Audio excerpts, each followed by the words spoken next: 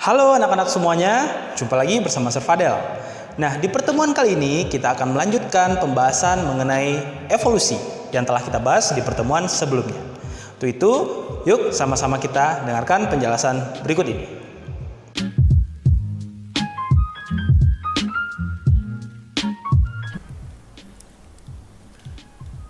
Bukti evolusi selanjutnya adalah perbandingan anatomi. Nah, perbandingan anatomi meliputi perbandingan struktur tubuh seperti jantung dan rangka pada hewan-hewan yang berbeda.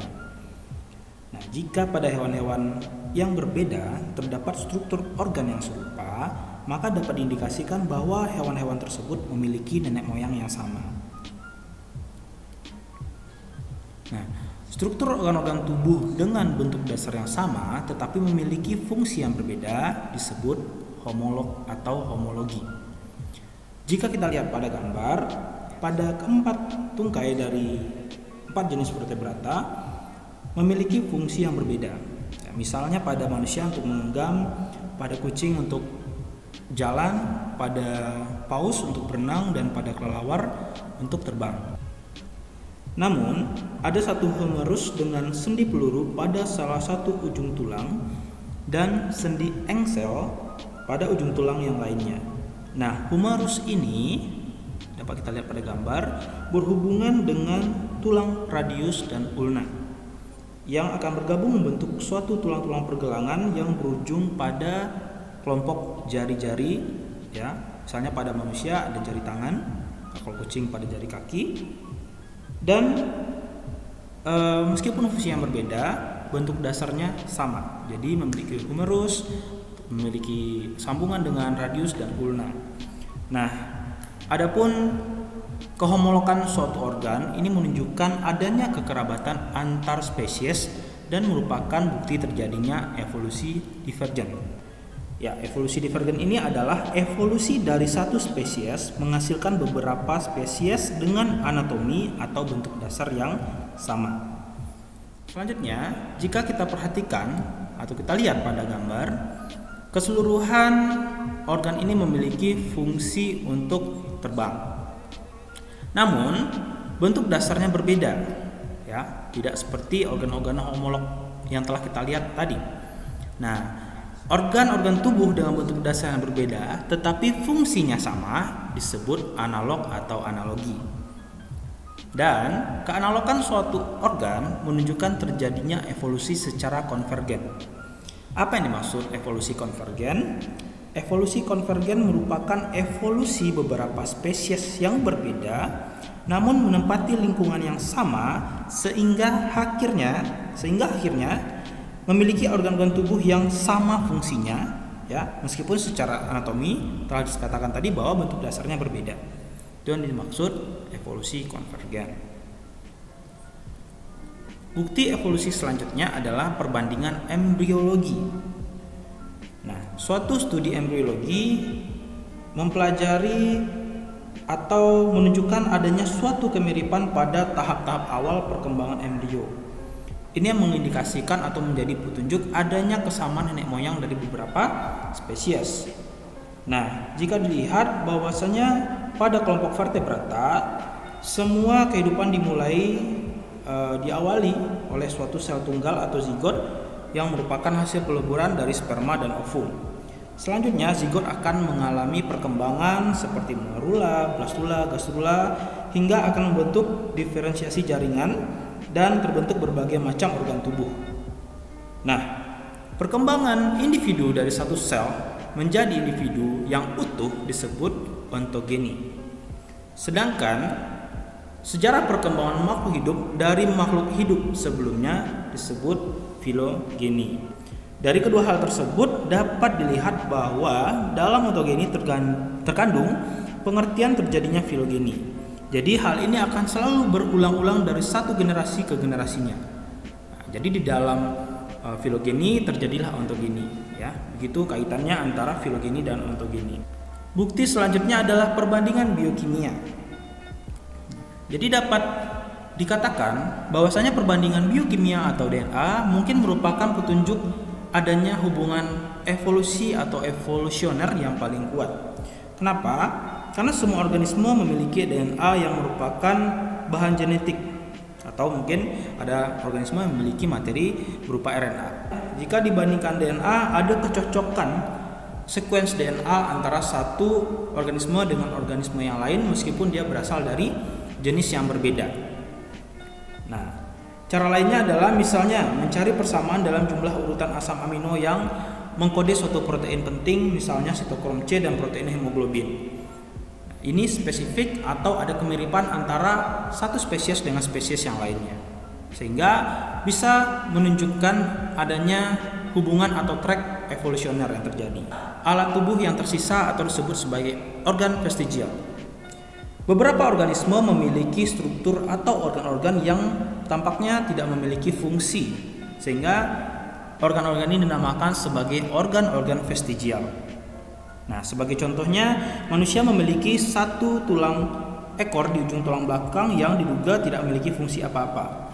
Kemudian, beberapa jenis ular memiliki tulang pelvis atau panggul dan tulang tungkai, sedangkan pada paus misalnya juga terdapat tulang paha dan pelvis, ya, femur dan pelvis. Contoh lain adalah adanya appendix atau umbai cacing pada usus manusia. Nah, jadi organ-organ vestigial dapat dipandang sebagai bukti terjadinya evolusi. Artinya, organ-organ atau organisme yang memiliki organ-organ vestigial diduga memiliki nenek moyang yang sama dengan organisme-organisme yang memiliki organ-organ yang homolog secara fungsional. Jadi, organisme yang memiliki organ vestigial jika dibandingkan dengan organisme yang memiliki organ tersebut tetapi memiliki fungsi, ya berfungsi pada organisme itu yang lain, nah, itu bisa dikatakan bahwasanya kedua organisme tersebut memiliki hubungan evolusi. Ya, tersisa satu lagi yang harus kita bahas untuk bukti-bukti evolusi, yaitu domestikasi. Apa yang dimaksud dengan domestikasi? Domestikasi adalah suatu program budidaya yang menyebabkan perubahan genetik pada tumbuhan ataupun hewan yang biasanya dilakukan oleh manusia untuk tujuan tertentu. Nah, proses domestikasi ini membutuhkan waktu yang bertahun-tahun karena melibatkan sebuah seleksi dan pemuliaan, di mana tujuannya adalah untuk perbaikan keturunan sehingga nantinya akan menghasilkan sebuah varietas atau bahkan spesies baru. Disebut juga sebagai spesiasi, ya, proses terbentuknya spesies baru. Nah, contohnya saja adalah evolusi dari anjing. Jadi anjing diyakini adalah keturunan dari serigala. Ya, serigala diyakini sebagai nenek moyangnya anjing, kira-kira begitu. Nah, morfologi dan karakternya berubah setelah terjadinya domestikasi dan seleksi secara buatan di berbagai negara yang akhirnya akan menyebabkan berbagai macam keanekaragaman hingga spesies anjing di berbagai belahan dunia. Kita masuk ke mekanisme evolusi. Mekanisme evolusi yang pertama adalah seleksi alam. Ya, seleksi alam berarti mengindikasikan bahwasanya organisme yang mampu bertahan hidup itulah yang akan mampu beradaptasi dengan lingkungan, atau sebaliknya, organisme yang mampu beradaptasi dengan lingkungan dia akan mampu untuk bertahan hidup. Contohnya pada kasus Biston betullaria atau ngengat di Inggris. Sebelum terjadinya revolusi Inggris, ya, bentuk ngengat itu ada bentuk yang putih. Namun karena terjadinya revolusi industri, banyak terbentuknya pabrik-pabrik yang akhirnya menyebabkan terjadinya polusi udara dan lumut kerak pada pohon terkikis, di mana di sana biasanya sering menjadi tempat bertenggernya ngengat, ya, menempelnya ngengat menjadi terkelupas atau habis atau menghitam. Dan pada akhirnya ngengat pun menjadi lebih mudah untuk dimangsa oleh pemangsanya seperti burung misalnya. Sehingga apa yang terjadi? Ngengat yang memiliki warna terang atau putih lama-kelamaan akan habis. Ya, sedangkan jika ada ngengat yang mampu berevolusi, yang menjadi warna yang cenderung lebih gelap, akan mampu menyesuaikan bentuknya dengan lingkungannya sehingga sulit untuk dikenali oleh predator dan dia selamat. Nah, ini adalah bercerita mengenai tekanan seleksi. Jadi tekanan seleksi di sini adalah suatu faktor yang dapat menyebabkan terjadinya seleksi dalam suatu populasi melalui penggunaan ketahanan lingkungan atau proses adaptasi. Nah, jadi bisa kita lihat dalam kasus ini yang berperan sebagai tekanan lingkungan yang menyeleksi atau tekanan seleksinya adalah pemangsaan oleh burung predator dan ngengat berwarna terang yang dikatakan terkena seleksi alam. Ya, mekanisme evolusi selanjutnya adalah mutasi gen. Nah, kita telah membahas proses terjadinya mutasi lengkap di bab yang sebelumnya atau 2 pertemuan sebelumnya. Jadi saya ulangi kembali bahwa mutasi adalah perubahan susunan gen. Ya, kalau mutasi gen yang kita katakan berarti adalah perubahan susunan gen atau DNA yang dapat menyebabkan perubahan sifat-sifat organisme yang mengalaminya. Dan perubahan ini dapat diwariskan organisme kepada keturunannya. Nah, meskipun secara alami sangat jarang terjadi, mutasi gen merupakan salah satu mekanisme penting terjadinya evolusi untuk menghasilkan suatu spesies yang baru. Dan yang perlu diperhatikan adalah angka laju mutasi atau banyaknya gen yang mengalami mutasi dari seluruh gamet yang dihasilkan oleh suatu individu dari suatu spesies. Nah, kemudian meskipun angka laju mutasi kecil tapi menjadi cukup berarti karena 1. Jumlah gamet yang dihasilkan oleh suatu individu itu sangat besar. Yang kedua, jumlah gen dalam suatu gamet juga besar, bisa ribuan. Dan yang ketiga adalah jumlah individu dalam tiap spesies sangat banyak. Sehingga angka laju mutasi yang tadinya kecil menjadi cukup berarti karena peluang terjadinya mutasi itu semakin besar. Nah, dapat kita lihat pada bagan ini, mutasi dapat menyebabkan suatu variasi dan terjadi seleksi terhadap sifat atau karakter yang dihasilkan dari proses mutasi tersebut. Jika karakternya tidak menguntungkan, dia akan keluar, terjadi seleksi. Nah, sebaliknya, jika karakternya menguntungkan, karakter tersebut akan terus diwariskan kepada keturunannya sampai karakter-karakter tersebut stabil dan conserve atau tetap hingga generasi-generasi selanjutnya. Mekanisme evolusi yang ketiga berkaitan dengan hukum Hardy-Weinberg. Nah, pasti kalian sudah tidak asing lagi kan dengan Hardy-Weinberg? Ya, jadi seorang ahli matematika Inggris bernama Godfrey Harold Hardy dan seorang dokter berkebangsaan Jerman yaitu Wilhelm Weinberg menyimpulkan bahwa perubahan secara evolusi hanya terjadi apabila ada sesuatu yang mengganggu keseimbangan genetik. Nah, kemudian hal ini mereka rumuskan sehingga akhirnya melahirkan suatu hukum yang dinamai hukum Hardy-Weinberg, di mana bahwa dalam kondisi tertentu yang stabil, frekuensi gen atau alel dan genotipe selalu tetap atau konstan dari generasi ke generasi. Nah, apa yang dimaksud oleh Hardy dan Weinberg kondisi tertentu? Ya, kondisi tertentu adalah kondisi yang harus memenuhi syarat-syarat sebagai berikut. Yang pertama, populasi harus cukup besar. Nah, sehingga tidak memberi peluang bagi perubahan frekuensi gen. Yang kedua, perkawinan antara genotipe yang satu dan genotipe yang lain dapat terjadi secara acak. Yang ketiga, tidak terjadi mutasi. Yang keempat, tidak terjadi seleksi. Dan yang terakhir adalah tidak terjadinya migrasi, baik migrasi yang masuk maupun keluar dari suatu populasi. Nah, namun memang pada kenyataannya kondisi seperti ini sangat jarang kita jumpai. Karena tentu saja dari 5 syarat tersebut pastinya di alam atau di keadaan nyatanya itu sangat susah untuk memenuhi kelima syarat tersebut dalam waktu yang bersamaan. Nah, kemudian hukum Hardy-Weinberg dapat digunakan untuk menghitung frekuensi alel dan frekuensi genotipe suatu populasi. Ya, bagaimana caranya? Nah, misalnya atau kita ambil contoh berkaitan dengan penyakit keturunan yaitu albino, di mana albino dikodekan atau disandikan oleh alel yang resesif atau alel A kecil, sementara alel A besar itu adalah normalnya. Nah, kemungkinan genotipe yang dihasilkan dari kedua alel ini adalah homozigot dominan heterozigot, dan homozigot resesif. Frekuensi ini akan tetap dari generasi ke generasi asalkan memenuhi syarat yang telah disebutkan oleh Hardy-Weinberg tadi, di mana jumlah dari frekuensi alel dan genotipe itu akan selalu 100%. Oke, jika P mewakili frekuensi alel A atau alel dominan dan Q mewakili frekuensi alel A kecil atau alel resesif, maka hasil penyembelahan P kecil plus Q kecil sama dengan 1, di mana 1 melambangkan equilibrium atau 100%.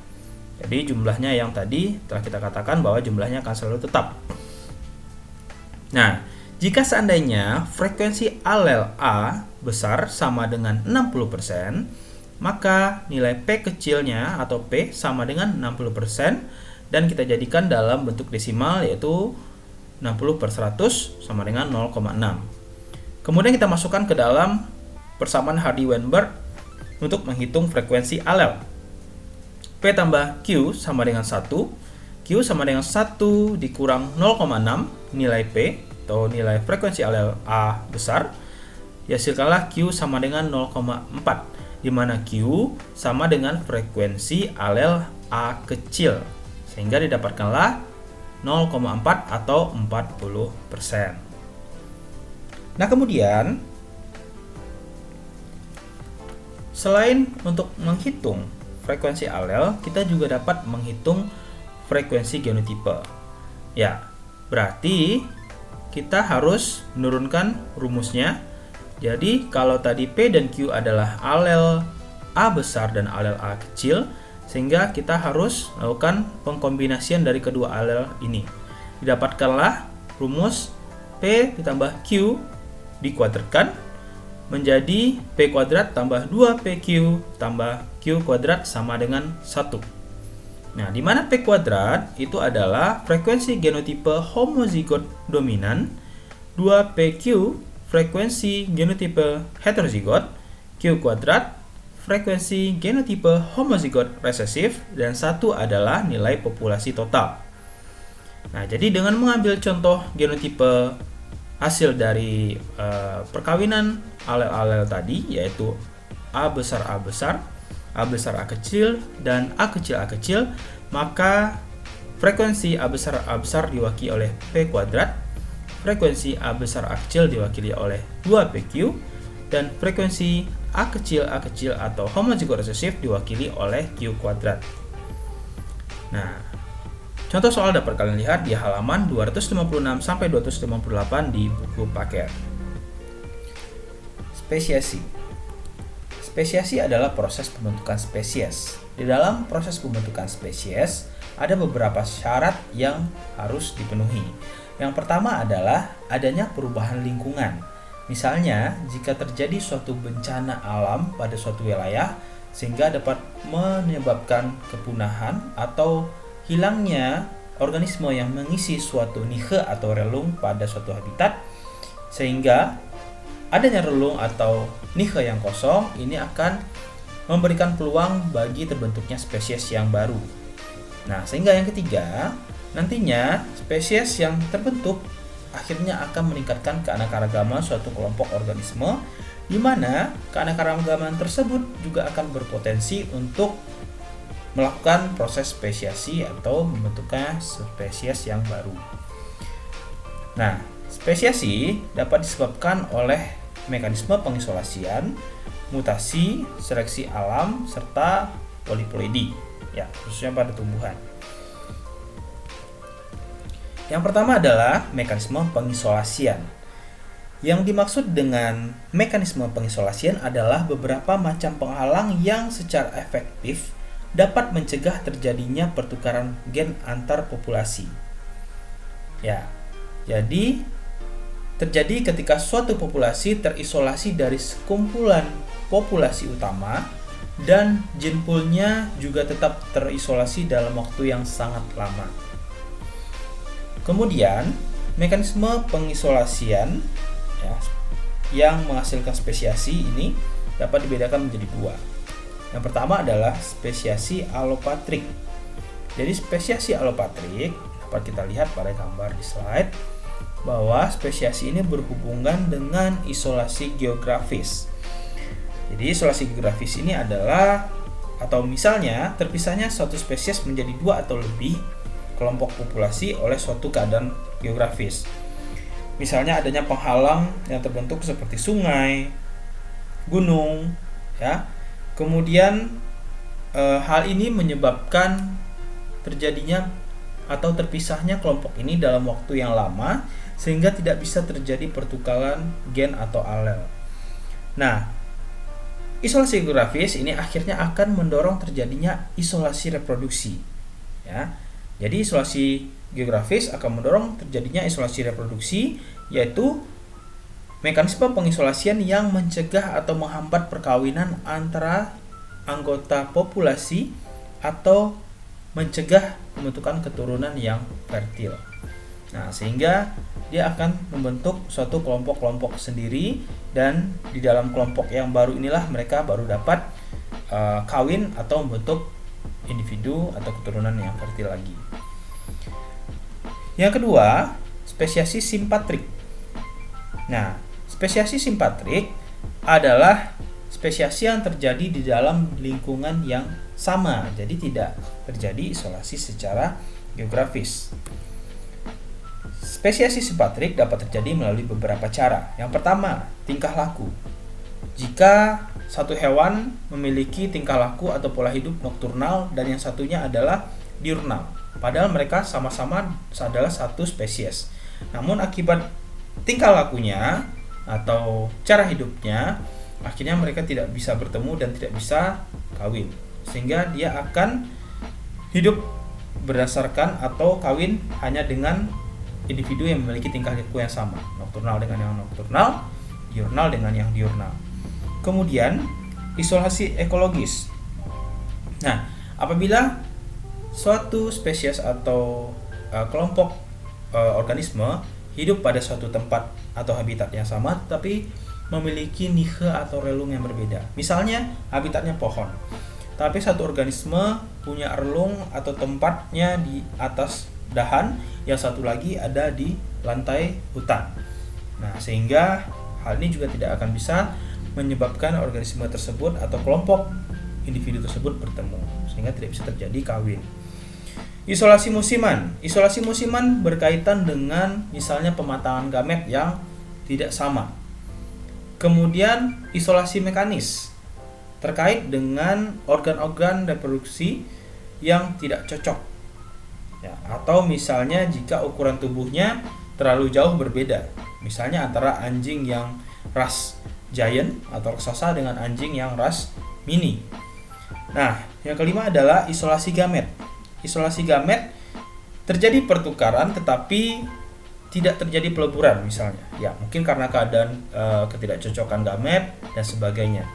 Yang keenam adalah isolasi hybrid, di mana terbentuknya keturunan tetapi tidak fertil alias steril. Selanjutnya adalah mutasi dan seleksi alam.